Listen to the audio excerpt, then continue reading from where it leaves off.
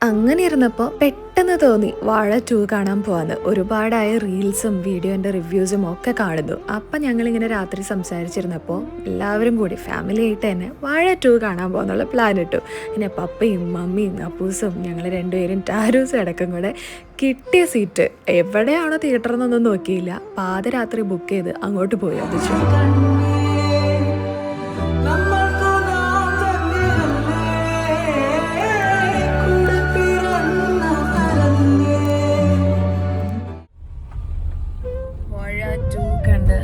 വന്ന ടൈമാണ് ഞങ്ങൾ വെളുപ്പിന് 4 മണിക്ക്. So after watching Vaazha 2 I never use to promote such movies. ഇങ്ങനെ അടുത്തൊന്നും അങ്ങനെ ഞാൻ പ്രൊമോട്ട് ചെയ്തില്ല. അങ്ങനെ നമ്മുടെ വ്ളോഗ്സിൽ അങ്ങനെ മൂവി പ്രൊമോഷൻസ് ഒന്നും അങ്ങനെ ചെയ്യാറില്ല.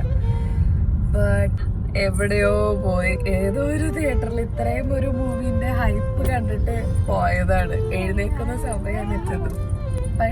ഞാൻ രാവിലെ എഴുന്നേറ്റു കേട്ടോ, അപ്പൂസിന്റെ ഡ്രൈവിംഗ് സ്കൂളിലേക്ക് വിടാനായിട്ട്. അതൊക്കെ നല്ല ലേണേഴ്സ് ടെസ്റ്റ്. വാഴ 2 എന്താ പറയാ, കുറെ നേരം ഇമോഷണലി പിടിച്ചിരുത്തി കുറെ ചിരിക്കാനുണ്ട്.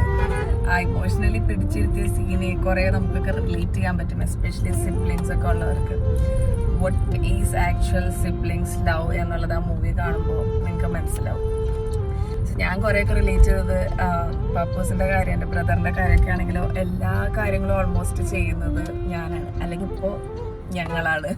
എല്ലാം റിലേറ്റ് ചെയ്യാൻ പറ്റും. അതിനകത്തൊരു ഡയലോഗ് ഉണ്ട്, എന്താടാ മറ്റേ ഞാനില്ലേടാ ഞാനല്ലാതെ ആരാടാ ഉള്ളത്. ആ ഡയലോഗില് ഞങ്ങള് ശരിക്കും പറയാൻ എല്ലാവർക്കും ഒരു ഇമോഷണൽ ഒരു ഫീലിങ്സ് വന്നൊരു പടം. എന്തായാലും പടം പപ്പയും മമ്മിയാണെങ്കിൽ രാവിലെ അവർ ഹോസ്പിറ്റലിലേക്ക് പോയി. അപ്പൊ ഇപ്പൊ രാവിലെ എഴുന്നേറ്റ് ആ മൂവി കണ്ട് ഹാങ് ഓവർ കഴിഞ്ഞ് ഇതപ്പോഴാണ് നമ്മളൊന്ന് നേരെയായത്.